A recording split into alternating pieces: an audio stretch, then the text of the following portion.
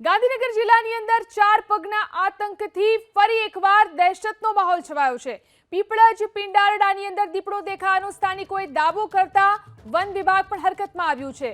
One વિભાગની ટીમે પીપળજ અને પિંડારડા ગામની સીમ અને નદીના કોતરમાં સર્ચ ઓપરેશન હાથ ધર્યું। એટલું જ નહીં, ગ્રામ્ય વિસ્તારમાંથી દીપડાના ફૂટપ્રિન્ટ્સ મળ્યાની પણ માહિતી છે। ત્યારે વન વિભાગની ટીમે ફૂટપ્રિન્ટ્સની ચકાસણી કરી અને વધુ કામગીરી શરૂ કરી છે। ગાંધીનગર જિલ્લાની અંદર ચાર પગના આતંકથી ફરી એકવાર દહેશતનો માહોલ છવાયો છે।